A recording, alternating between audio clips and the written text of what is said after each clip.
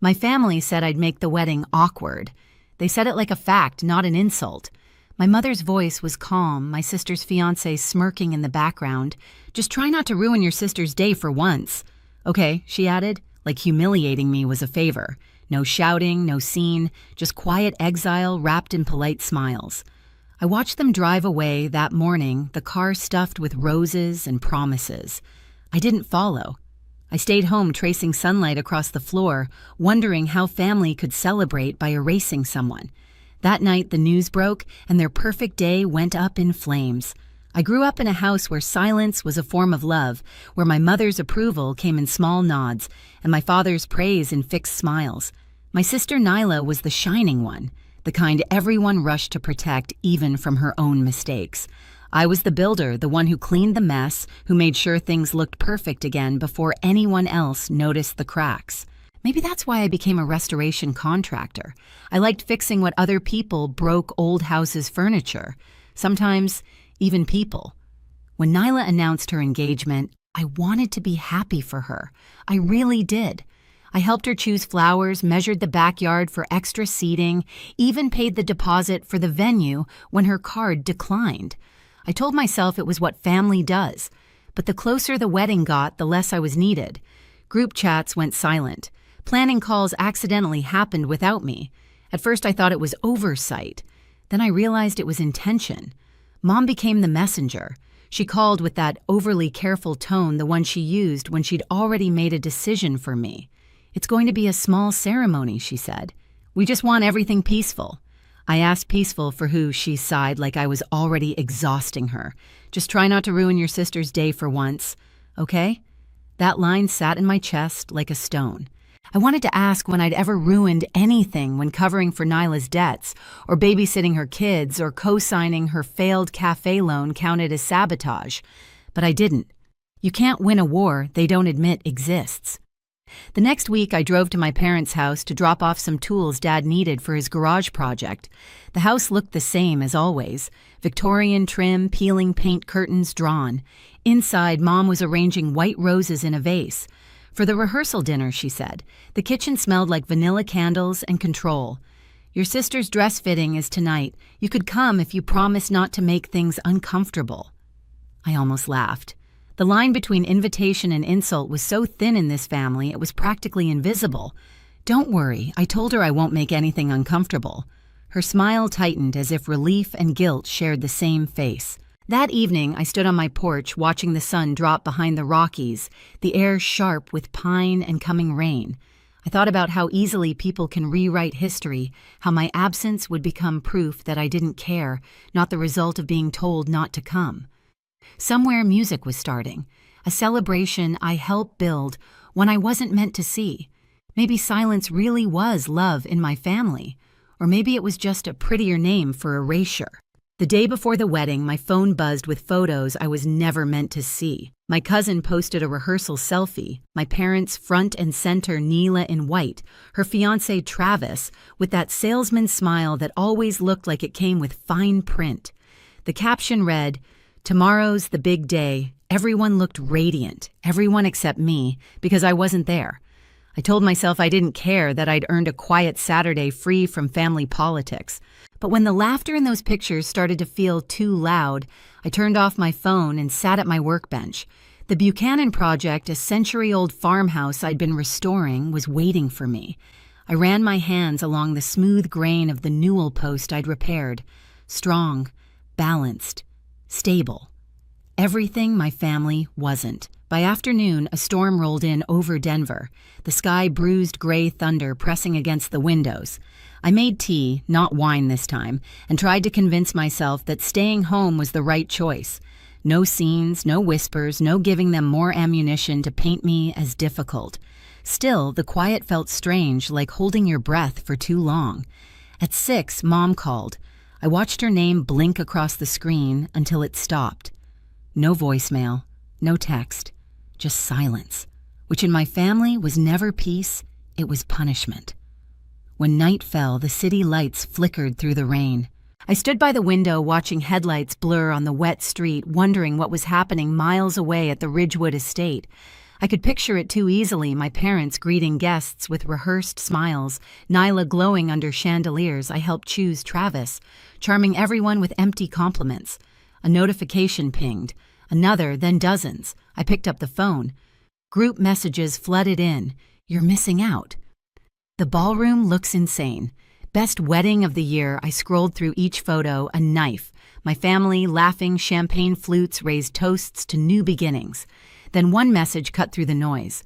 A direct text from Mom. Hope, you understand why we thought it best this way. We love you.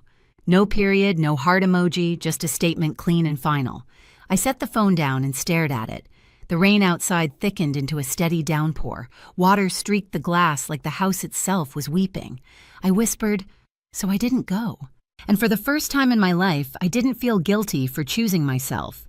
Still, guilt has a way of sneaking in through the quiet. By 10, I'd paced half the house, checking the locks, tidying tools that didn't need tidying. Every sound made me jump.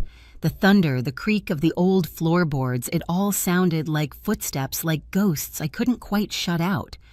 I sat on the floor beside my half-packed toolbox, the smell of varnish still clinging to my hands. If I showed up at the wedding, what would happen? Would they glare? Would Nyla cry? Would Travis grin and call me dramatic? I pictured myself standing outside the ballroom doors, invisible, but still somehow in the way. No, I wasn't going. Not this time. I'd spent my whole life fixing what they broke, covering their mistakes, cleaning their messes, pretending we were fine. But families like mine don't want peace. They want obedience dressed as forgiveness. I closed my eyes and listened to the storm clawing at the roofs. Somewhere inside that noise was freedom, the kind that comes only after you've stopped asking to be invited. Down the street, a transformer blew, plunging the block into darkness. My reflection vanished from the window, and for a moment it was just me and the sound of rain steady and relentless. I thought, maybe this is what starting over sounds like. But peace never lasts long in my family, because a few hours later, when the lights came back, so did the world, and it was on fire. That night, the storm finally broke. Lightning flashed through my windows, white and violent, splitting the sky in half. I was lying on the couch, the television humming low in the background, some home restoration rerun I wasn't really watching. I told myself I didn't care what was happening at the Ridgewood estate. I'd done the right thing. Staying away was strength. Then my phone began to buzz, once, twice, then nonstop. I ignored it at first. Probably more photos. More proof of what I wasn't part of. But the vibrations didn't stop, they multiplied. Calls, texts, notifications from people I hadn't heard from in years. I grabbed the phone. The screen glowed with chaos. Are you seeing this? Oh my God, turn on channel 9. Rose, it's your sister. Something happened. My stomach dropped. I switched the TV to local news. The footage was shaky, taken by a guest's phone. The caption read, "Breaking news, violence erupts at Ridgewood wedding." For a second, I thought it was some mistake. Then I saw her. Nyla, my sister, in her white satin gown, makeup-streaked hair unraveling. She was screaming. Across from her stood Travis, the man who'd been all charm and easy smiles, now red-faced and furious. He shouted something, the words lost under the roar of the crowd. Then he raised his hand. The slap cracked through the speakers, so loud I flinched. Gasps echoed in the ballroom. The camera jolted. Someone screamed. Then the feed cut out. I sat frozen, my wine glass trembling in my hand. The rain hammered the roof like applause from another world. My phone lit up again, Mom calling. I didn't answer. The call went to voicemail, then another, then another. I stared at the missed call counter climbing higher, each one a small, desperate apology. Finally, I played one. Her voice came through thin and trembling.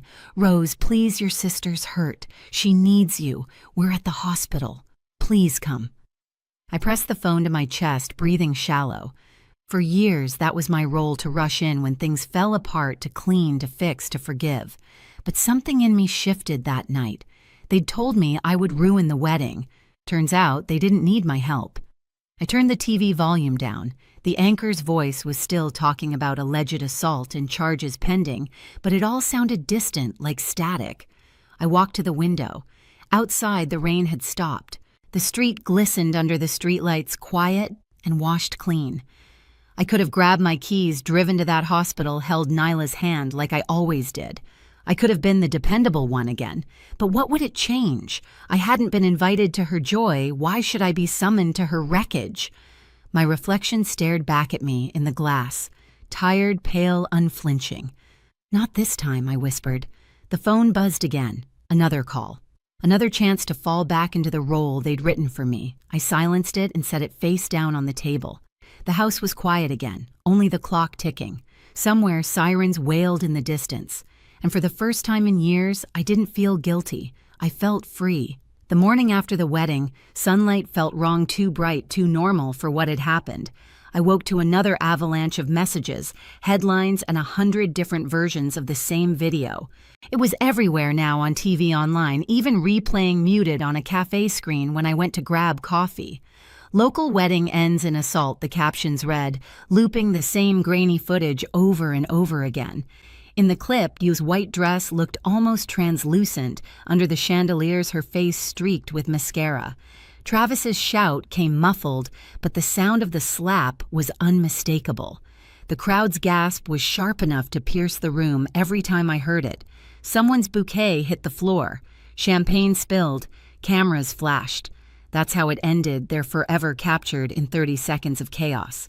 By noon, the story had spread beyond Denver. Every outlet recycled the same details: prominent engineer assaults bride during Ridgewood Estate wedding. A few tabloids mentioned family tensions. Someone even dug up Nyla's failed cafe venture, painting her as unlucky in business, unlucky in love. And me. They left me out completely, which was fine.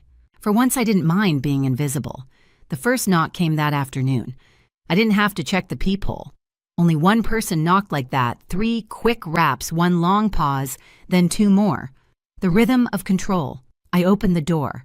Mom stood there, face pale, hair pulled back in a messy bun that didn't suit her. She looked smaller, like the weight of public shame had shrunk her spine. "Rose," she whispered, stepping inside before I could answer. "Your sister's resting. The police questioned Travis this morning." I nodded once, arms crossed. "You should probably sit." She didn't. She walked straight to my kitchen counter, the same place she'd scolded me months ago for not calling enough, and gripped its edge like it might hold her up. "It was horrible," she said. "He just snapped. No one saw it coming." I stayed quiet. Her eyes darted up.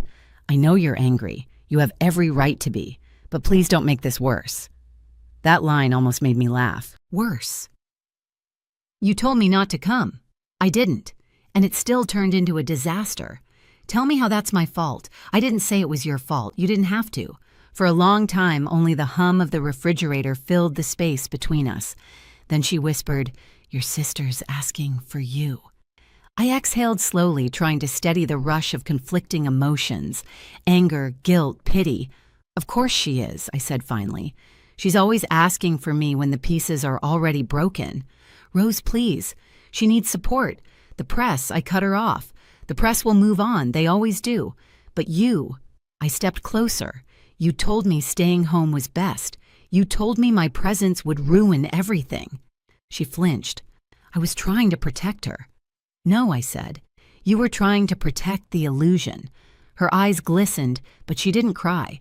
My mother never cried when people were watching. After she left, I sat at the kitchen table, the weight of her perfume still hanging in the air, lilac and guilt. For years, I'd accepted that this was what love looked like in our family. Selective, conditional pretty when it wanted to be seen. But the truth was simpler. Love that demands your silence isn't love. It's management. 2 days later, my father came by. He didn't knock, just appeared in the doorway of my garage, wiping grease from his hands like he'd walked straight out of one of his half-finished projects. "Your mom said she stopped by," he muttered. "She did." He nodded, eyes tracing the tools hung on the wall. "You always kept things tidy. Someone had to." He winced, but didn't argue. "Your mother's taking it hard. She feels guilty." "She should," I said. "She built this." He looked down. "Nyla's moving back in with them. The kids, too." "Of course she is. She wants to see you." I turned to face him. "And what do you want, Dad?" He hesitated. "I want peace." I shook my head. "Peace isn't pretending nothing happened." He didn't stay long after that. just left a brown envelope on the workbench before leaving. Inside were copies of the loan documents, proof that the money I'd sent them for mortgage help had been used to cover Nyla's business debts. Every page was a reminder of how far the lies went. I could have confronted them right then. I could have screamed, called the bank, reported the fraud. But I didn't. Not yet. Because revenge, I'd learned, wasn't about fury, it was about timing. So I waited. A week later, a local reporter contacted me for comment. "You're Rose Alvarez, right?" "The bride's sister," she asked. "We've heard there's more to the story." I almost told her everything. About the favoritism, the lies, the way my parents rewrote history every time Nyla failed. But then I thought about what silence had done for me so far. It hadn't just protected me, it had revealed them. "No comment," I said, and hung up. That night, I drove past my parents' house. Reporters still hovered on the sidewalk cameras trained on the porch light. Through the curtains, I saw Mom pacing phone pressed to her ear. Dad sat at the table, shoulders heavy. Nyla's silhouette moved upstairs, slow and uncertain. I didn't stop. I just kept driving. The next morning, I mailed the bank copies of the documents. Not anonymously, not with malice, just truth delivered where it belonged. I didn't need to watch the fallout. A month later, the house went quiet. No reporters, no parties, no Christmas lights that year. My parents sold the property. Nyla started working 2 jobs, slowly paying her own bills. No one thanked me, and that was fine. I wasn't looking for gratitude. Sometimes justice doesn't shout. Sometimes it just leaves you alone long enough for the truth to echo. One evening, I sat on my porch, the mountains turning pink under the sunset, a faint chill crawling through the air. I thought about the girl who used to fix everything, the one who'd do anything for peace. She was gone now, replaced by someone who finally understood that not every house is worth restoring. My phone buzzed. A text from Nyla. "I'm sorry. I didn't know how bad it was until it happened to me." I typed back, "Then don't repeat it. No lecture. No pity. Just a line drawn clean in the sand." When I set the phone down, the sky was deep blue and still. Somewhere behind those mountains, the Ridgewood estate stood empty. Flowers, wilted lights off ghosts left to themselves. Their perfect day had burned down. And for once, I wasn't the one holding the match. Months passed and the chaos faded like smoke after a fire. The scandal had settled into silence. New headlines replaced the old and the world stopped caring. But I couldn't unsee what I'd learned, how fast love turns conditional when control is threatened, how easily family can mistake silence for forgiveness. The Ridgewood estate reopened for new weddings that spring. I drove past once out of curiosity. The roses were gone, replaced by tulips. No trace of what happened, just polished wood floors and freshly painted walls. It looked perfect again, like nothing had ever cracked. But I knew better. You can scrub blood off marble. You can't clean guilt out of memory. Nyla stayed quiet for a while. She got an apartment, a job at a local florist, and stopped leaning on anyone to rescue her. When she texted pictures of her kids helping her unpack, I didn't feel bitterness, just relief. Maybe she'd finally learned what I had standing on your own hurts less than kneeling for approval. As for my parents, they sold the old Victorian house and moved somewhere smaller. No one told me where, and I didn't ask. Some doors once shut don't need reopening. On weekends, I kept working, restoring old homes, sanding away rot, uncovering the beauty beneath years of neglect. One afternoon, while polishing an oak banister, I realized something simple. I'd spent my whole life fixing things that didn't belong to me. Now I only fixed what I chose. Sometimes I still think about that night, the lights, the scream, the headlines, but not with anger, with clarity. Because the truth is, I didn't destroy their perfect day. They did. I just stopped pretending it was perfect. I used to think love meant showing up no matter how many times they shut the door. Now I know love also means walking away when the cost is your peace. I still get messages from strangers who saw the video, people asking if it was me. I tell them the truth. It was all of us at some point loving the wrong people too long. Families break heel and sometimes stay broken, but silence. It's not weakness, it's freedom. If this story hit something in you, tell me where you're listening from and hit subscribe. You're not alone in this. My name is Catherine Parker.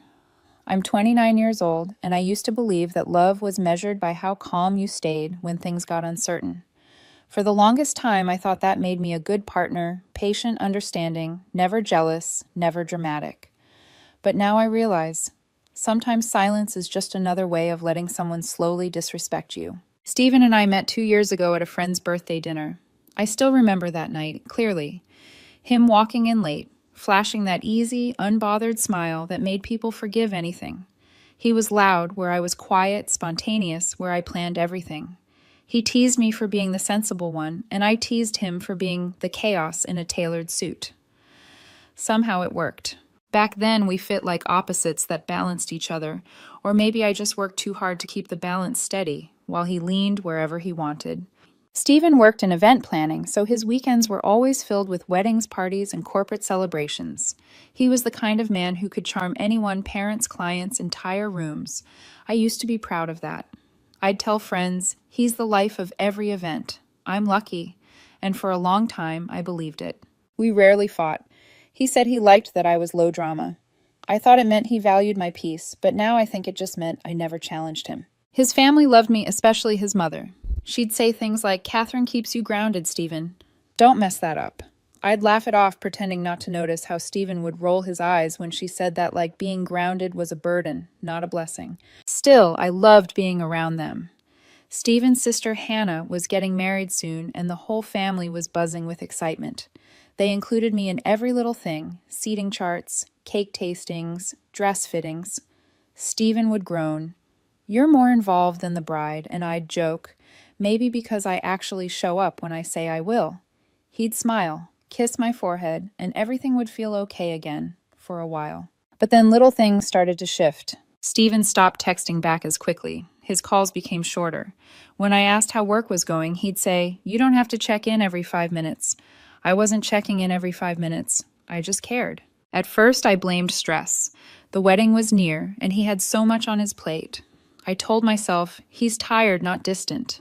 But that illusion cracked one night when he said casually over dinner, "Guess who I ran into today, Diana? She's actually not as bad as I remember." I froze mid-bite. Diana, his ex-girlfriend from high school, the one he once said was a lesson, not a memory. I forced a smile. "Oh, that's nice." He shrugged. "Yeah. We just talked for a bit. She's working at a new venue downtown. Small world." I told myself it meant nothing. People reconnect all the time. But something about the ease in his tone made my stomach twist. Over the next few weeks, I noticed her name more often, not in conversations, but in stories, tags, photos. Always group settings, always coincidences. When I asked gently one night, "Hey, is Diana part of your client group now?" He laughed and said, "You're reading into things, babe. We're just friends. Don't make it weird." So I didn't. Because that's what understanding girlfriends do. They swallow their instincts and call it maturity. Still, I couldn't shake the unease. His smile when her name came up was different. Not guilty, not flirty. Just careless. Like he didn't have to consider my feelings anymore. The week before the wedding, we were having dinner at his parents' house. Everything was normal. Laughter, wine, the scent of rosemary chicken in the oven, until Hannah mentioned something that turned the room cold. "Oh, by the way, Diana's coming to the wedding. She's friends with Jason's college group. Jason the groom."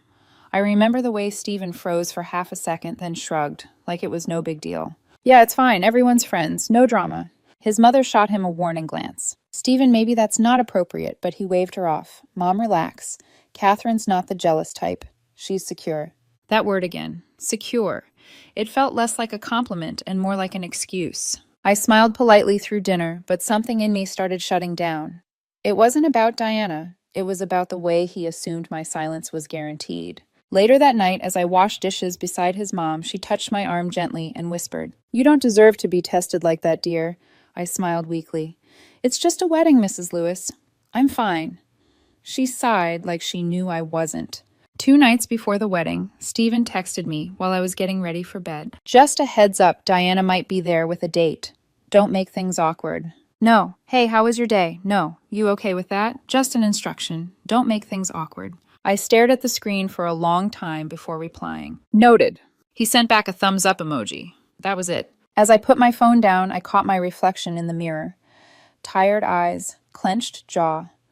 A small smile that didn't reach my eyes. I whispered to myself, "It's just one night. Be calm, be graceful. Don't let anyone see you break." But deep down, I already knew something was shifting, and it wasn't just between us. Something was breaking quietly inside me. Something I wasn't sure I'd be able to fix after the wedding. The morning of the wedding felt deceptively peaceful sunlight, spilling through the curtains, soft music from the street below. I remember looking at my reflection, straightening my dress, and telling myself, "Smile, Catherine. It's Hannah's day. Don't let his choices ruin it." Stephen had already left early to help the groomsmen. I texted a quick, "Good luck, see you there," but he didn't reply. Not unusual anymore. When I arrived at the venue, a sprawling garden draped in fairy lights, his family greeted me warmly. His mother hugged me tightly, whispering, "You look beautiful, dear." Her tone was kind, but her eyes were searching mine, as if silently asking, "Are you ready for whatever happens tonight?" I smiled, pretending I was. The ceremony began. It was everything you'd expect from a perfect wedding, the bride radiant, the groom trembling, the air thick with happy tears. Stephen stood by his sister's side, laughing, confident, charming. For a while, I let myself forget everything else. For a while, I just loved him again. When the vows ended and the applause echoed, he looked at me across the aisle and smiled that old boyish grin that used to melt my heart. For a fleeting moment, I thought maybe I'd overthought everything. Maybe Diana wouldn't even show up. But then she did. I saw her enter the reception hall just as the music started. Diana in a backless silk dress, her hair cascading like she'd stepped out of a magazine spread. She hugged the groom, laughed with mutual friends, and within minutes she was surrounded by people. And then, inevitably, Stephen found her. It started small, a handshake, then a hug that lasted too long. From across the room, I could see her fingers linger at his collar. Someone at my table murmured, "Weren't they a thing ages ago?" My stomach nodded. I forced myself to take a sip of champagne, pretending not to care. When I finally caught Stephen's eye, he smiled and gestured like, "See, everything's fine." Except it wasn't. Not for me. The music shifted, a slow, sultry rhythm that made couples drift to the dance floor. Hannah and her new husband led the first dance, glowing under the soft lights. Everyone clapped and cheered. And then as the next song began, I saw something that made my breath hitch. Stephen and Diana, on the dance floor, together. At first, it looked harmless. They were talking, laughing, just two old friends catching up. But then the space between them began to close. His hands moved from her shoulders to her waist. She leaned back into him, smiling. People noticed. The whispers started like a ripple through water. Her friends grinned, phones half raised. His mother's smile froze. Hannah's husband frowned. And I just sat there, frozen, every heartbeat echoing louder than the music. One of the bridesmaids leaned toward me, her voice cautious. "Catherine, are you okay?" I blinked slowly, forcing a smile. "Of course. It's just a dance." The words left my mouth before I could stop them, words he'd use against me later. Then, as if the universe was cruelly scripted, Stephen looked straight at me, while Diana swayed against him, their movements too close, too intimate, too deliberate. And instead of guilt, his expression shifted into something worse. A smirk. My throat tightened. My hands trembled under the tablecloth. Across the hall, his father muttered under his breath, "Unbelievable." His mother whispered, "She's watching Stephen. Stop." But he didn't. He just laughed, spinning Diana around as if I didn't exist. That's when I stood up, slowly, calmly, like someone whose body had stopped shaking even though her heart hadn't. Stephen noticed. He released Diana's hand and started walking toward me, the smirk still there, like this was some kind of game. "Catherine," he said, half laughing, "come on, don't be dramatic. It's just a dance. Relax." The same tone people use when they've already decided your feelings don't matter. I stared at him for a long moment, then said quietly, "Right, just a dance." Then I turned and walked toward the exit. No yelling, no tears, just the sound of my heels clicking against the floor sharper than the music behind me. Outside, the night air hit me like cold glass. I could still hear laughter and applause echoing from the hall, two sounds that suddenly felt cruelly out of place. I walked past the rose-covered archway, through the parking lot, and to my car. Halfway there, my phone buzzed. "Stephen. Stephen. Where are you going?" "Stephen. Don't make a scene, Catherine. It was a joke." "Stephen. You're embarrassing yourself." Each message came faster than the last. My screen glowed, my hands steady now in a way they hadn't been all night. I typed only one sentence. You just showed everyone what I meant to you. Then I turned off my phone and drove home. No music, no tears, just silence. Because silence, I realized, is louder than begging someone to respect you. Back in my apartment, I set my clutch on the counter and looked at the dress I'd spent weeks picking out. It suddenly felt ridiculous, too soft, too forgiving. I took it off carefully, folded it neatly, and whispered to my reflection, "That's the last time I pretend I'm fine for someone who treats me like scenery." My reflection didn't answer. But for the first time in months, the woman staring back at me didn't look small. She looked done. The next morning, my phone was still face down on the counter, buzzing relentlessly. When I finally turned it over, there were 23 unread messages from Stephen. "You seriously left over that. Everyone thinks you overreacted. It was just a dance. You're making me look bad. No, I'm sorry. No, are you okay?" Just a list of excuses dressed up as logic. I sat there at the kitchen table watching sunlight crawl across the floor, feeling nothing but exhaustion. Not heartbreak, not anger, just tired. Tired of always being the one who had to explain why I deserved respect. By noon, the calls started first from unknown numbers, then from his mother. I hesitated before answering, then finally picked up. "Catherine," she said softly, "I'm so sorry, dear. Stephen told me you left last night." "I did," I said. "He shouldn't have danced with her. I told him it was disrespectful." "He knows," I replied quietly. "He just didn't care." There was a long pause. I could hear her sigh on the other end. "You've always been good for him," she whispered. "I hope he realizes that before it's too late." When we hung up, I sat there for a long time, the silence humming like static in my ears. That evening, a text came through again. "Stephen, you're being childish. It was literally a dance. Stephen. Everyone's talking about how dramatic you were. Stephen. If you can't handle that, maybe you're not cut out for someone like me." Something in that last line broke whatever was left of my patience. I typed one message back. "Catherine, you're right. I'm not." Then I blocked his number. That night, I gathered everything that reminded me of him, the toothbrush he left his cufflinks, the jacket that still smelled like his cologne. I packed them neatly into a box labeled, "It returned to sender," and placed it by the door.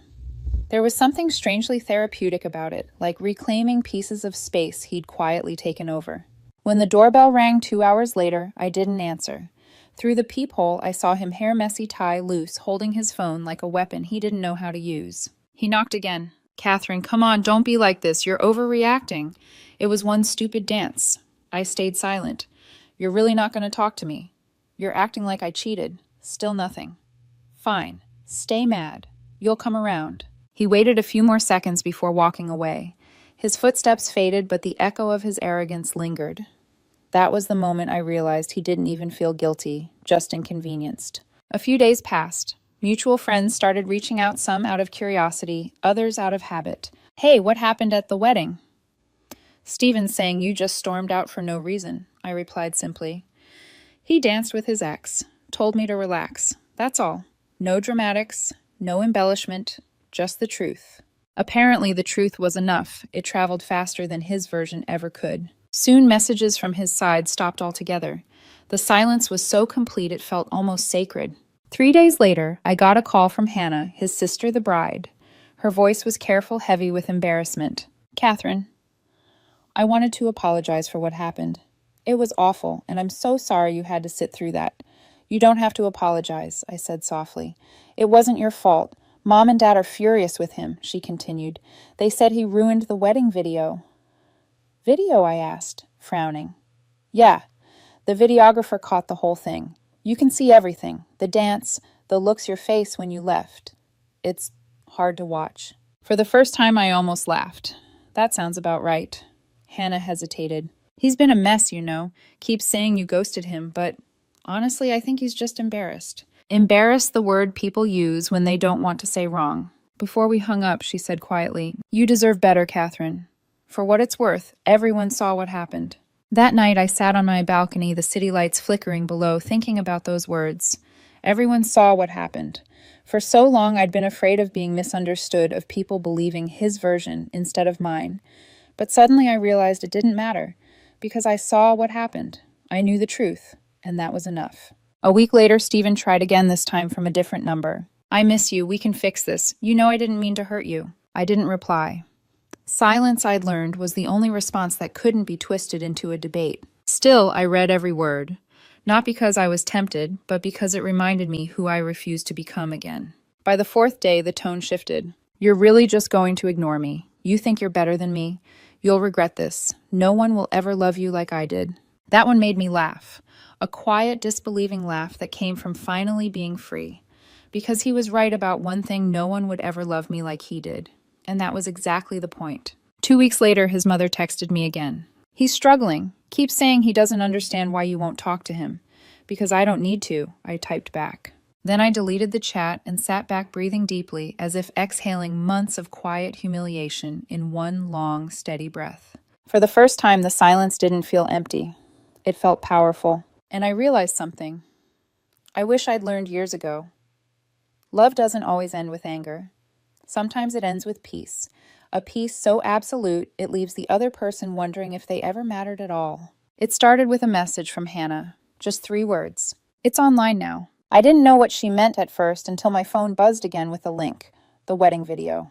It was the full version, 38 minutes long, beautifully edited, the kind of sentimental montage that should have been a keepsake for the newlyweds.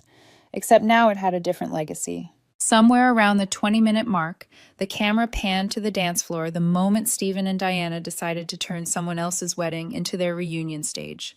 The music soft, the lights romantic, his hands on her waist. And me, visible in the background, frozen at the table watching, before quietly standing and walking out of frame. The comments were already piling up beneath the upload. Yikes. Poor girlfriend. Who dances like that at his sister's wedding? She handled it with more class than I ever could. Each line was like a strange kind of justice. Not revenge, just confirmation. Proof that I hadn't imagined the disrespect. That the world had in fact seen what I saw. By that weekend, the clip had been shared around their family circle through group chats, Facebook threads, and old classmates. The phrase "pulling a Stephen" became an inside joke, a warning against public stupidity. Stephen's mother called me, voice low. "Catherine, I want to apologize again. I had no idea the video would go public. It's not your fault," I said. "It's just the truth finally showing itself." She sighed. "He's miserable. Keeps saying everyone's turned on him. Even his boss saw it. Maybe he'll learn something from it," I murmured. "I hope so," she replied, though I doubt it. 2 nights later, Stephen messaged me again from yet another new number. This time, the tone was different. "I know you've seen the video. I didn't mean for it to look like that. You know I love you.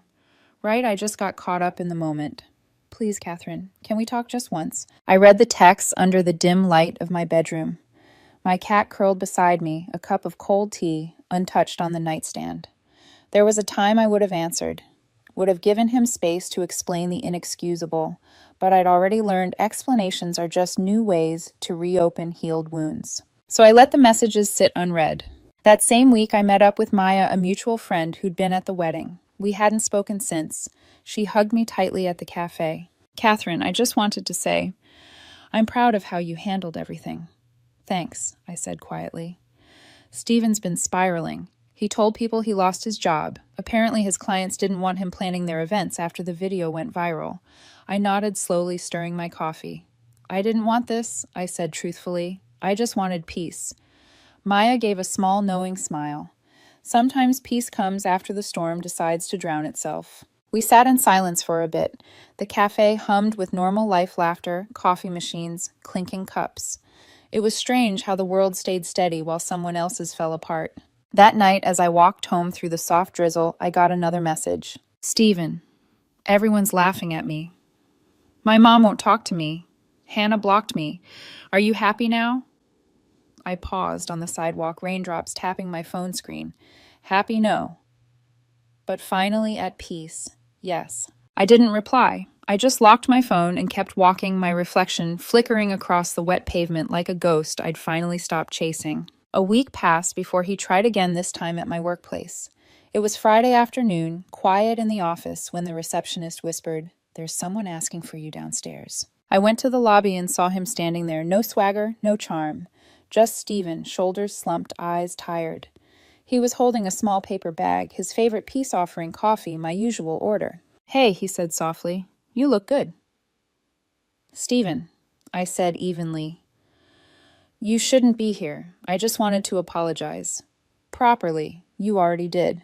Many times. Between insults, he flinched. I know. I messed up. Okay, I lost everything because of that stupid dance. No, I said quietly. You lost everything because you thought you wouldn't. He swallowed, hard eyes darting to the floor. Can we just start over? I almost smiled at that, the audacity of pretending history could be reset like a playlist. No, Stephen, I don't want a new start. I just want closure. He looked at me for a long moment before nodding slowly. You really hate me, huh? No, I said, picking up my bag. Hate takes energy. I'm done giving you any. I walked away, leaving him in the echo of his own mistakes, the man who once thrived on being the center of every room, now invisible, even in an empty lobby. That night I met Hannah for dinner. She looked lighter, happier, finally able to laugh about her own wedding again. Mom says she's forgiven him, she said, but Dad still refuses to talk about that night. He'll come around, I replied. Time has a way of humbling people. And you? She asked. Have you forgiven him? I thought about it for a while, then smiled softly. Forgiveness isn't for him, it's for me. And I think I'm finally there. As we left the restaurant, I felt the first real peace I'd had in months. Not the fragile, forced calm I used to perform, but the kind that comes when you know you've survived something without losing yourself. Still deep down, I knew this wasn't over yet. Because people like Stephen don't disappear quietly, they return when the silence starts to suffocate them. And I could already sense it. He wasn't done chasing closure, but this time I was ready. It was a Tuesday afternoon when I saw him again. I had just stepped out of my office, the sun already low, the air heavy with that late-day stillness that makes the world feel paused. I was scrolling through my phone when I heard it. Catherine, wait. I turned. Stephen stood at the edge of the parking lot, hands shoved into his jacket pockets, face pale and drawn. The confident, untouchable man I once fell for looked like a stranger. He took a hesitant step forward, his voice low. I know you don't want to see me. Just, please give me 5 minutes. I should have walked away, but there was something in his tone, defeated, almost human, that made me nod once silently. We stood near the car park entrance, the hum of the city faint in the background. For a long time, neither of us spoke. He broke the silence first. You really haven't answered any of my messages. There's nothing left to say, I replied calmly. He gave a humorless laugh. I deserve that. I thought if I could explain what I interrupted. How you humiliated me in front of your entire family and then told me to relax. His jaw tensed. He looked away. I made a mistake, Catherine. I was drunk. I didn't think. No, I said softly. You did think. You just didn't care. He flinched like the words hit harder than he expected. Everyone hates me now, he muttered.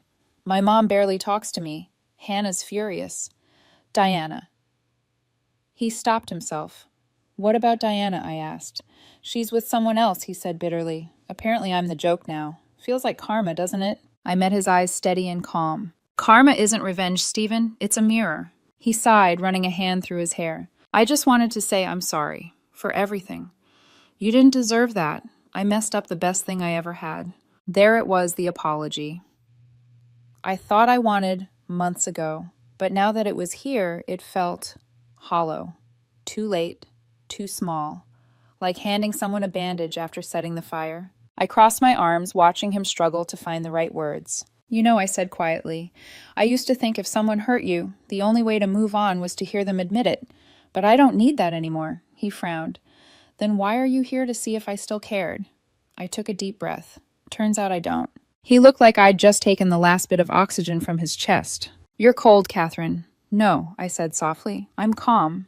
There's a difference. He shook his head, desperate now. You loved me. Doesn't that mean anything?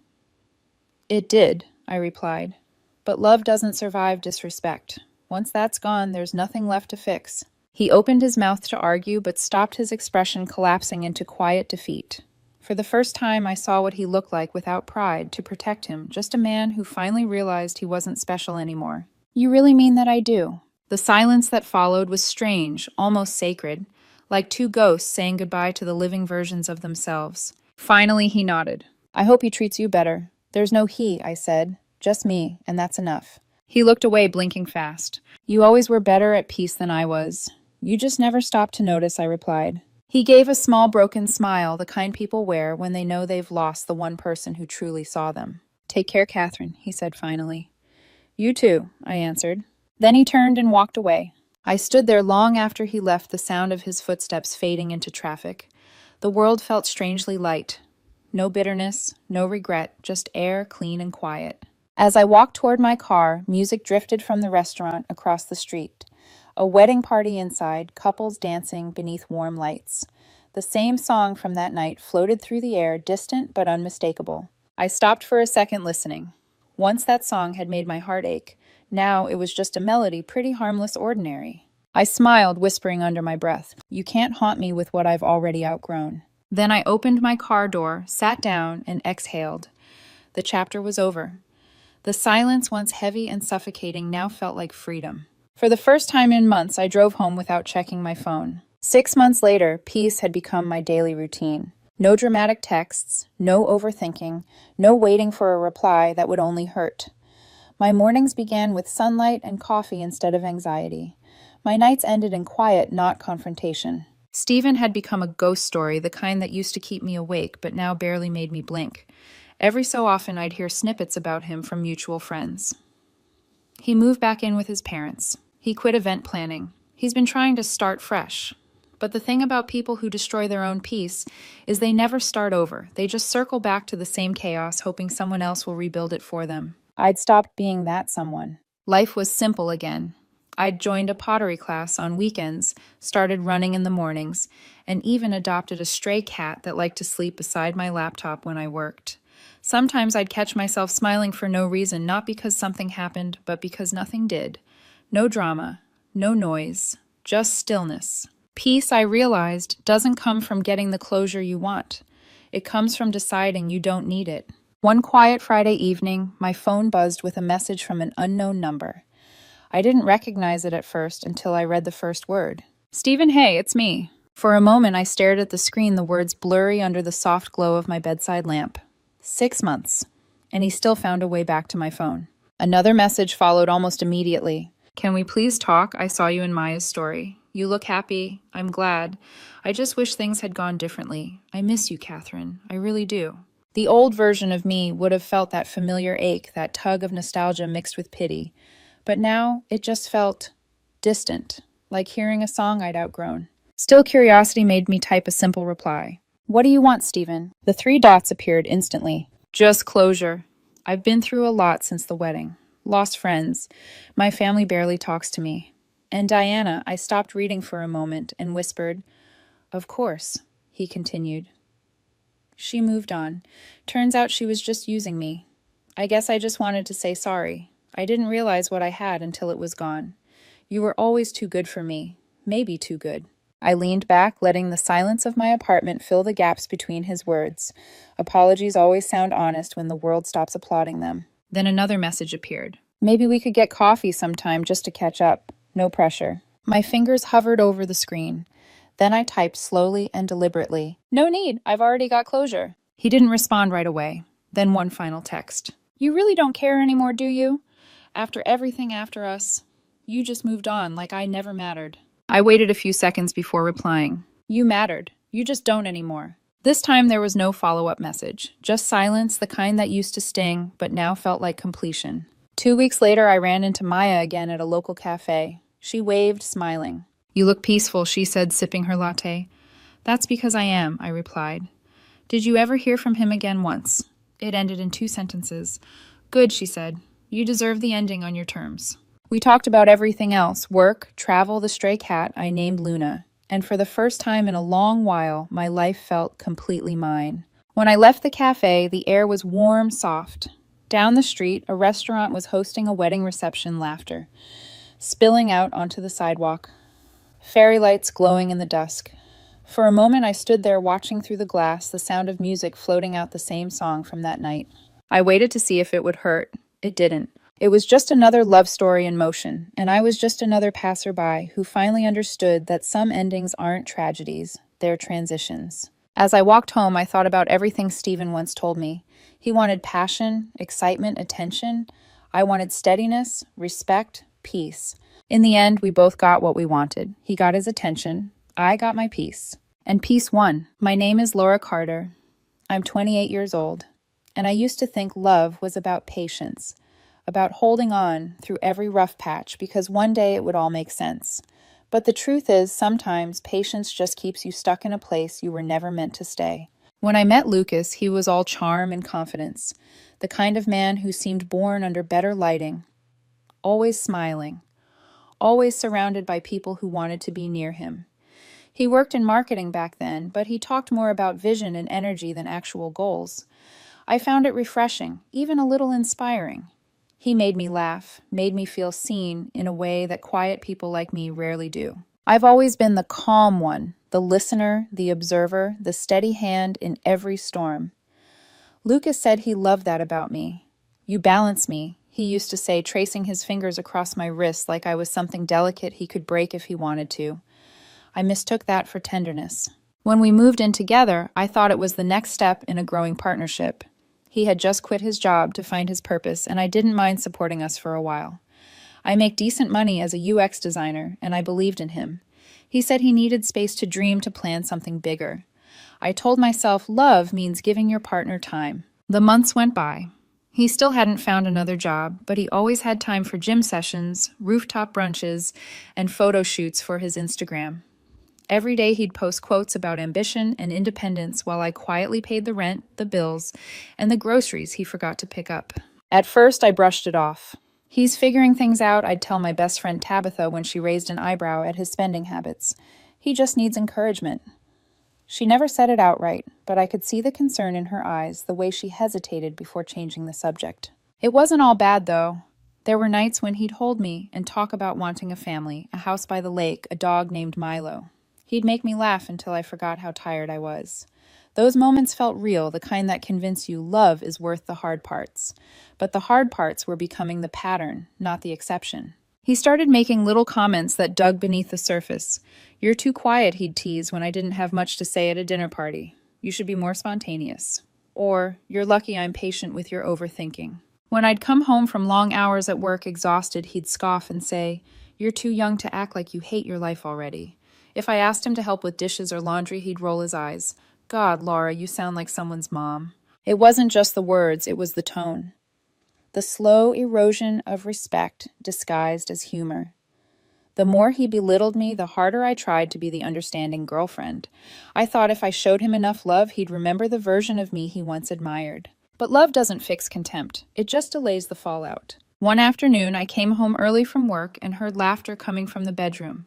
Not his usual deep laugh, it was softer, flirtier. When I peeked in, he was on FaceTime with someone. A woman's voice said, "You're impossible," he smirked, replying, "You love it." When he noticed me standing there, he smiled too easily. "Oh, hey, that was just Sophie. She used to work with me. Relax." Sophie. I recognized the name, his ex-girlfriend. My chest tightened, but I didn't confront him. I told myself I trusted him. I wanted to be above jealousy. He leaned in to kiss my forehead, whispering, "You're not one of those insecure girls, right?" I laughed it off, pretending I wasn't dying inside. The next few weeks, things only grew stranger. He became secretive with his phone, angrier when I asked simple questions. He'd tell me he was meeting old colleagues or potential investors, but his calendar was empty when I passed his desk. Still, I told myself it was just a phase. We'd get through it. Love was supposed to be work, wasn't it? Then one night we were out with friends, and he made a joke one that landed like a knife. Someone asked if we'd ever get married, and Lucas laughed. "Let's be honest, I'm not sure Laura's the marrying type. She's comfortable, safe, reliable." Everyone laughed. I laughed too, the kind of laugh that hides a bruise. On the way home, he acted like nothing happened. He talked about a new gym he wanted to join, how his ex had messaged him about networking opportunities. I stared out the car window, pretending not to care. When we got home, he kissed my cheek absently and said, "You should really smile more. You look too serious lately. I miss the old you." That night, I lay awake beside him, listening to him snore softly, and felt something inside me start to fade.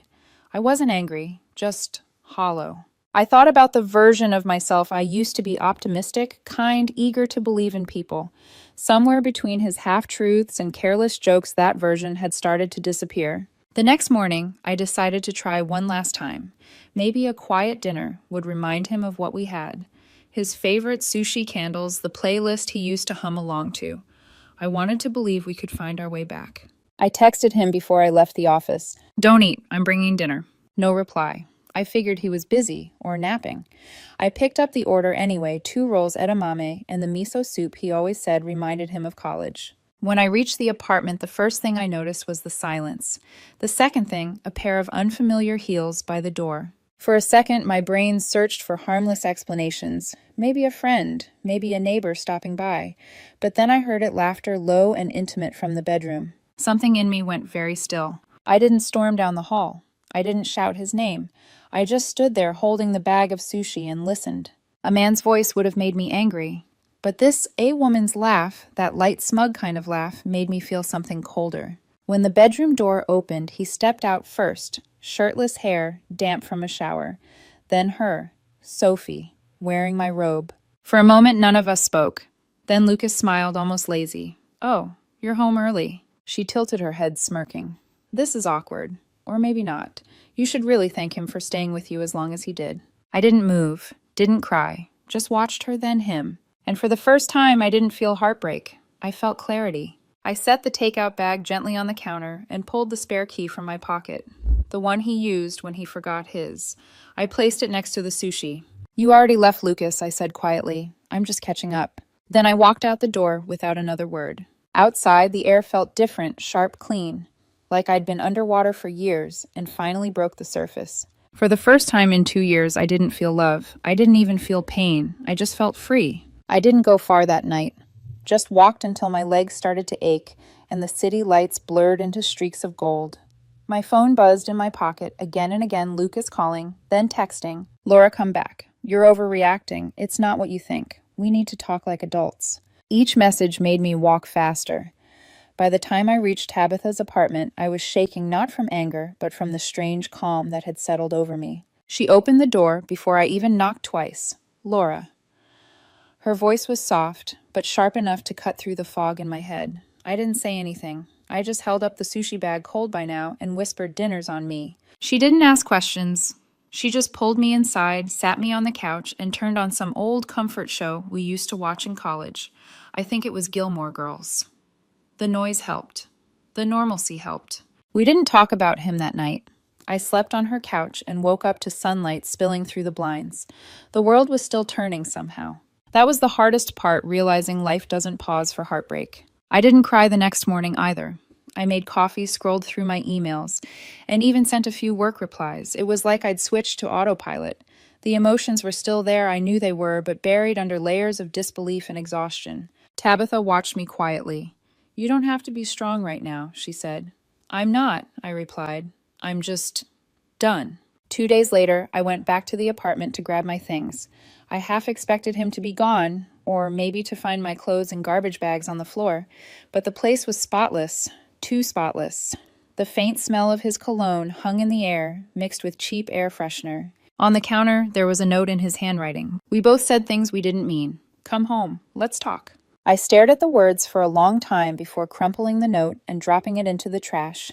I took my laptop, my plants, and the photo of us at the beach, the one where we looked happy before all the cracks started to show. Then I left the keys on the table. For the first few nights at Tabitha's, silence became my enemy. It filled every room, pressing against my chest like a weight. I tried music, TV, anything to drown it out. But when everything went quiet, his voice crept back in the little digs, the subtle insults, the way he'd say my name when he was bored or irritated.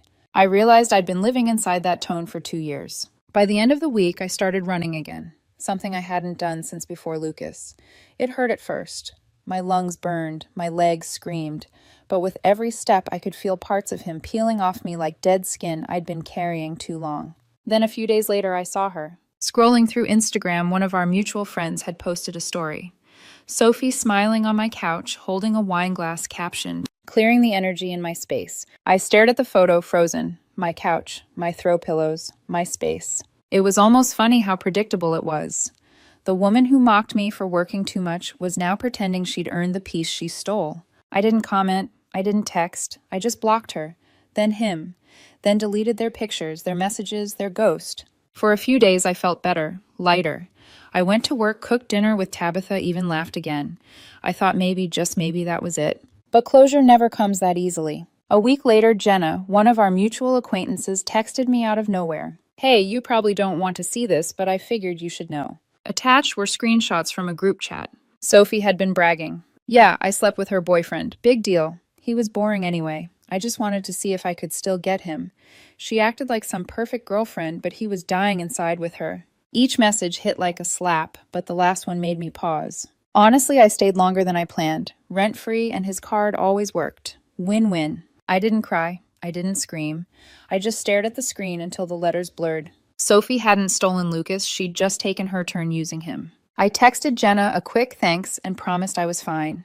But that night, lying awake, I couldn't stop thinking about one thing. How long had I confused comfort for love? How many times had I mistaken his need for control as proof of affection? I thought I was the lucky one, that I had someone charismatic, confident, magnetic. But in reality, I'd been a supporting character in a story that only existed for his ego. And now the spotlight had turned on him and it was starting to burn. A few days later, Tabitha came home grinning like she'd just won a bet. "You're not going to believe this," she said, tossing her bag onto the couch. "What, Lucas?" Sophie dumped him. Apparently the dream girl moved on, already. Blocked him, deleted everything. He's been posting breakup quotes like a teenager. I smiled without meaning to. Not because I wanted him to hurt, but because life has a strange way of evening the score when you finally stop playing. "Guess karma's not subtle," I said quietly. Tabitha laughed. "Nope, but it's thorough." That night, I sat by her balcony with a cup of tea and finally let myself breathe.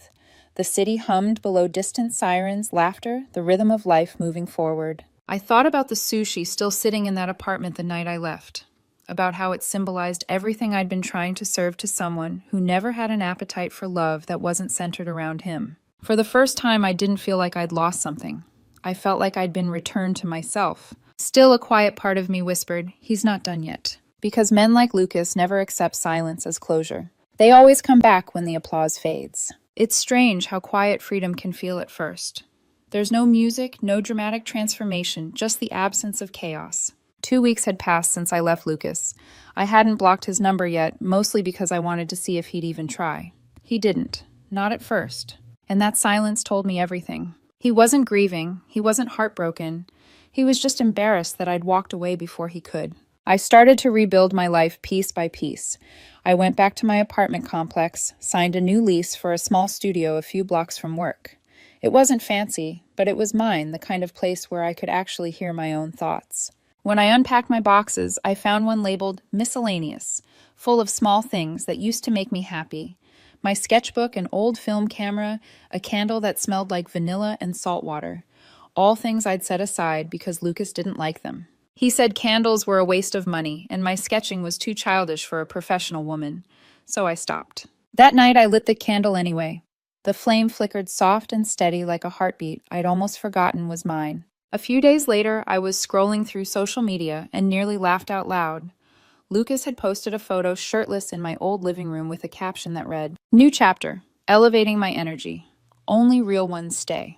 The irony could have filled a library. Sophie was in the photo too. Legs crossed, wine glass in hand, wearing one of my old blazers that I hadn't realized was missing. The comments were full of heart emojis and fake support. "You two are perfect together. Power couple energy." I didn't react, just blocked them both. But deep down, a small bitter laugh escaped me. Perfect together. They were exactly alike. Two people performing happiness for the internet while privately draining everyone around them. A week passed. I started to sleep through the night again. Tabitha and I would cook dinner, watch bad movies, and laugh until our sides hurt. It felt good, like breathing in clean air after living in smoke. Then, one afternoon, I got a text from Jenna, the same mutual friend who'd sent me screenshots before. "Hey, you might want to see this." Attached was a screenshot from a group chat, Sophie again. "Can you believe Lucas actually thought I'd move in with him? He's cute but exhausting. All talk, no real ambition. Honestly, I only dated him to annoy his ex. Work though, she probably cried for weeks. Anyway, I'm over it. Time to level up." For a long time, I just stared at the screen. Then I laughed. Not the kind of bitter laugh that hides pain, a real laugh. Because karma hadn't just knocked on their door. It had unpacked its bags and moved in. Lucas, who once called me boring, was now being described as exhausting. The girl who mocked me for being safe had used him as a revenge prop and tossed him aside. Poetic, really. That same night, Tabitha walked into the living room with takeout and a grin. "You look lighter," she said, handing me a spring roll. "Maybe I am," I replied. Maybe I finally stopped trying to understand people who thrive on chaos. She nodded. You know he's going to reach out eventually, right? Of course, I said, smiling faintly, but I won't answer. 3 days later, my prediction came true. It started with a text from an unknown number. Hey, I know you probably hate me, but can we talk? I didn't reply. A day later, I owe you an apology. You didn't deserve how I handled things. Still nothing. Then a third message. I've been doing a lot of reflection. Sophie wasn't real. What we had was. That one made me pause, not because I believed it, but because I recognized the pattern. Lucas wasn't seeking forgiveness. He was seeking validation, the kind that used to keep him alive. I blocked the number. An hour later, another one appeared. Ignoring me won't fix what you broke between us. And that's when I realized something important. People like Lucas don't miss you. They miss control. Over the next week, the messages multiplied. Different numbers, burner accounts, even an old email I hadn't used in years. Each one was a new mask of the same desperation. I can't sleep. You're cruel. I just want closure. But closure isn't something you give someone who shattered your peace. It's something you claim quietly without permission. So I said nothing. And the more silent I became, the louder his panic grew. Then came the twist I didn't expect. One night, Tabitha came home with her phone in her hand and a frown on her face. Laura, she said slowly, you might want to hear this. She played a voice note someone had sent her. A mutual friend had recorded Lucas at a party. He was drunk, ranting loudly. She thinks she's better than me now, posting her little quotes and acting like she's healed. Please. She'll come crawling back. They always do. The background noise was full of laughter. No one believed him. When it ended, I just smiled. He's right about one thing, I said quietly. I did heal. 2 days later, Jenna texted again. Guess whose single Sophie dumped him and blocked him on everything? Apparently, she'd gone back to her ex, a musician with more followers. Lucas had been left to clean up the mess he helped create. He posted vague captions like, some people will use your heart as a stepping stone. Don't give your energy to the unworthy. I didn't even roll my eyes this time. It was over. For real this time. But karma wasn't done yet. That weekend, Lucas's sister Kelsey messaged me on Instagram. We'd never been close. She'd always treated me like a quiet inconvenience at family dinners. Her message read, hey, I don't want to get involved, but Lucas isn't doing great. He said you've been ignoring him, and honestly, that's kind of cold. At least give him closure. Closure. There it was again. I didn't respond. 2 hours later, she sent another one. He told our mom you ghosted him after he opened up about his mental health. I don't know what really happened, but that's low. I laughed out loud this time. The same man who once called me emotionally dull was now pretending he'd poured his soul out and I'd abandoned him for it. I showed the message to Tabitha, who snorted. He's rewriting history, she said. Let him, I replied. It's the only way he can survive his own reflection. That night, I sat on my balcony with a glass of wine, watching the city lights. The wind carried the faint sound of laughter from somewhere below, carefree, alive, distant. I realized something simple. Silence isn't weakness, it's strategy.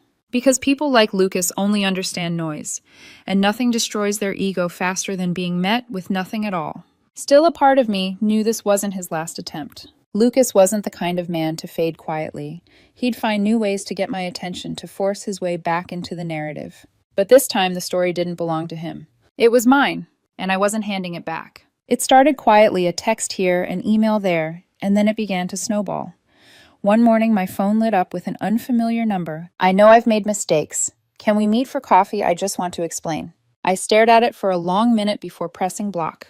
By evening, there was another, I owe you closure. You owe me a chance to apologize. That word again. Closure. It had become his favorite weapon demand disguised as vulnerability. I didn't answer. 2 days later, a message slipped through on an old email account I hadn't checked in years. I'm not sleeping well. I replay everything we had.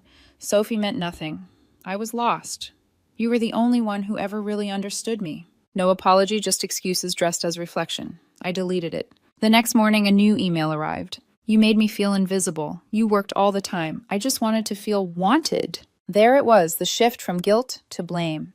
He couldn't stand not being the victim, so he rewrote history. I closed the laptop and whispered to myself, you're not his mirror anymore. That weekend, Tabitha and I went to the farmer's market. The air smelled like oranges and coffee grounds. For the first time in months, I felt ordinary again, safe in the crowd. Until I heard my name. Laura. I turned. Lucas was there. Hair unkempt, eyes red, clothes too casual for the confidence he used to wear, like armor. He smiled hesitant, almost boyish. Wow, you look amazing. I stayed still. What do you want, Lucas? He rubbed the back of his neck, pretending to search for words. I didn't expect to run into you. I've been thinking about you a lot. I'm sure, I said. He laughed nervously. Look, I messed up.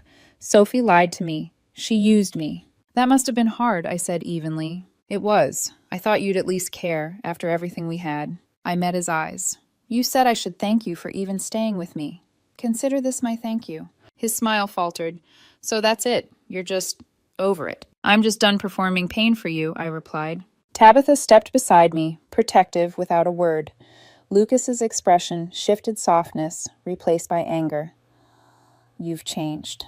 I finally started listening to myself, I said. We walked away before he could answer. The sun was warm on my back, and for once I didn't look over my shoulder. A few days later, a letter appeared in my mailbox, handwritten in the same slanted scrawl I'd once loved. I miss the version of me I was when I was with you. Please don't remember me as the villain. I folded it neatly, slid it back into the envelope, and dropped it in the recycling bin. Some stories don't need a sequel. But Lucas wasn't finished. When silence failed, he switched tactics sympathy. A mutual friend texted me. He told us you abandoned him after he opened up about his depression. Everyone's worried. I almost laughed. The man who'd mocked therapy now claimed he'd bared his soul and I'd walked away. I didn't bother defending myself. Let him have his fiction. I was living reality. By the following week, the messages turned bitter again. You think you're better than me? You'll regret this when I move on. No one will love you the way I did. He was right about that no one would love me that way again. That night, I poured a glass of wine, sat by the window, and watched the city breathe. Every honk, every laugh from the street below sounded like life-continuing proof that his chaos no longer reached me. The next morning, my inbox was empty. My phone was still. And in that stillness, I finally felt what peace really sounded like. But peace never lasts long when someone needs a new audience. A week later, Kelsey, his sister, messaged me on Instagram. Hey, I don't want to get in the middle, but Lucas said you've been ignoring him. He's not okay. At least give him some closure. I typed, deleted, retyped. Finally, I sent, he's had plenty of words. I'm giving him silence. She read it and didn't reply. That evening, I met Caleb, a new colleague who'd joined our design team. He was quiet, observant, kind in that effortless way that doesn't need to announce itself. We talked about art travel and how small acts of consistency build trust faster than grand gestures. When he walked me to my car, I realized I hadn't thought about Lucas once during the conversation. That was my closure. Still, I knew the final chapter with Lucas was coming. Men like him don't fade, they unravel in public. And when that day arrived, I intended to watch it unfold with the same calm he once mocked me for. 3 months. That's how long it had been since I walked out of Lucas's apartment. 3 months of silence healing and rediscovering what peace actually felt like. I'd moved into a new place by then, bright, quiet, filled with sunlight instead of tension. The walls didn't echo with arguments or apologies that meant nothing. I worked during the day, read in the evening, sometimes met Caleb for dinner after work. He wasn't trying to fix me or fill a void. He just existed beside me, calm, warm, unhurried. The first time he laughed at one of my jokes, I realized I'd forgotten what genuine laughter sounded like. Life was soft again. Then Jenna texted, FYI, Lucas is going to be at Ryan's party this weekend. Thought you should know. Ryan was a mutual friend, the kind who threw those crowded birthday parties where everyone pretended to still like each other. I hadn't planned to go, but something in me shifted when I saw that text. Not revenge, not curiosity, just readiness. It was time for him to see what he lost, not because of who I was with, but because of who I'd become without him. The night of the party, I slipped on a simple black dress, nothing flashy, nothing loud. Caleb picked me up, smiling when he saw me. You look like peace personified, he said. I smiled back. That's exactly how I feel. The place was packed, music, laughter, the hum of a dozen old stories being retold. As we walked in, I spotted familiar faces, friends who'd once avoided choosing sides now greeting me with warm smiles instead of awkward silence. And then I saw him. Lucas. He was standing by the bar, pretending to be engrossed in conversation, but the moment our eyes met, his expression faltered. The confidence I remembered. The posture, the charm, the control, it was gone. He looked smaller, like he'd been living in the shadow of his own mistakes. I didn't flinch. I didn't look away. I just smiled politely and turned back to Caleb, who was talking to a coworker. But Lucas couldn't let it go. Half an hour later, while I was at the drink table, he appeared beside me. Laura, he said softly. I turned. Lucas. He gave a weak smile. You look good. Thanks, I said, simply pouring myself a drink. He shifted his weight, searching for the old rhythm that used to keep me on edge. Is that your boyfriend? He asked, nodding toward Caleb. No, I said. Just someone who respects me. His jaw tensed. So that's it. You really moved on. I met his gaze, calm and steady. I didn't move on from you, Lucas. I moved on from who I had to be around you. For a second, he looked like he might cry or yell. I couldn't tell which. I was stupid, he said finally. I didn't realize what I had until I cut him off gently.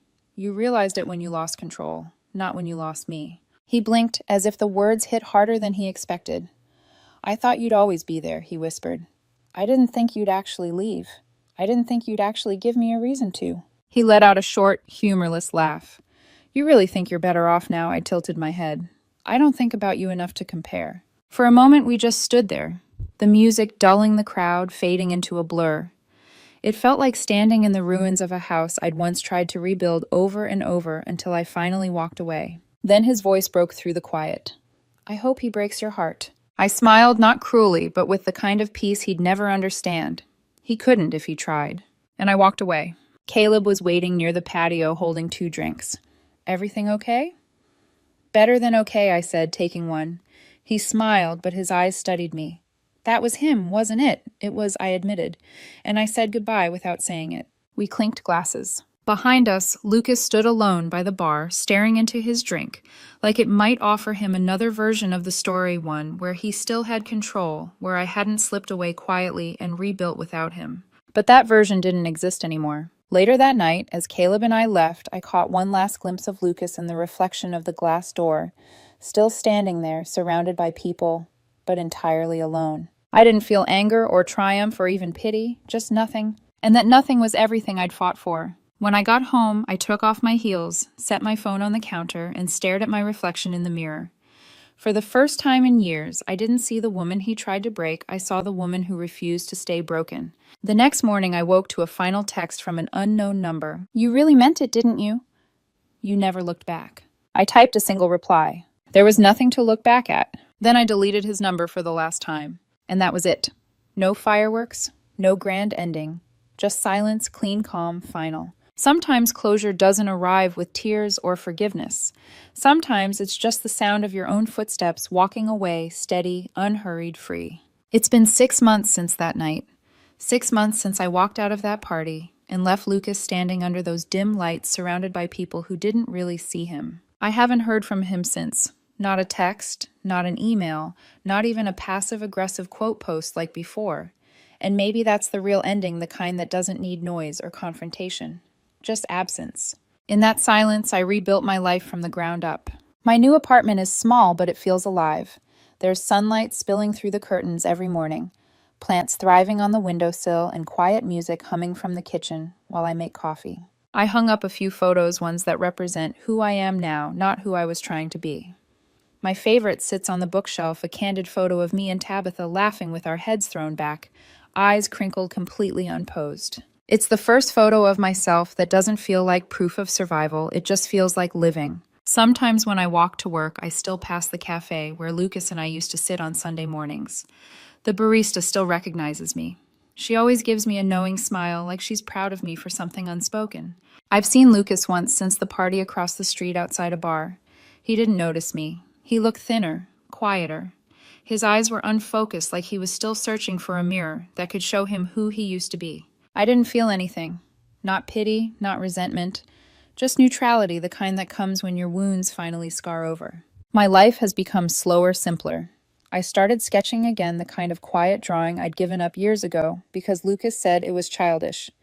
Last week, I submitted one of my designs for a gallery exhibit downtown. It got accepted. Caleb came with me to the opening. He stood beside me, hands tucked in his pockets, smiling softly as people admired my work. He didn't make the night about him. He didn't need to. Later, as we walked home under the city lights, he said, "You draw the world the way you wanted to see it, don't you?" I nodded. I guess I do. Softer, kinder, honest. He smiled. You know that's how you live now, too. And for the first time in a long, long time, I believed it. That night, I sat on my balcony with a glass of wine, looking out at the skyline. The same city that once suffocated me now felt open, endless, forgiving. I thought about Lucas again, but only for a moment. I imagined him still chasing validation, still posting half-hearted affirmations about growth and energy. He always needed an audience. And maybe that's the saddest part when the spotlight fades. People like him don't know who they are anymore. I used to think silence was loneliness. Now I know it's freedom. Because silence means no arguments to win, no apologies to wait for, no attention to earn. Just stillness, and in that stillness, peace. As I finished my drink, my phone buzzed with a message from Caleb. Made it home safe. Thank you for letting me be part of your new chapter. I smiled. My reply was simple. You didn't become part of it, Caleb. You helped me start it. I don't check on Lucas anymore. I don't wonder who he's with or what he's doing. He once told me I should be grateful he even stayed with me. But now I know I should be grateful that he left. Because when he walked away, he took the noise with him. And in the quiet that followed, I finally heard myself again. Sometimes the best revenge isn't winning them back. It's forgetting they ever mattered.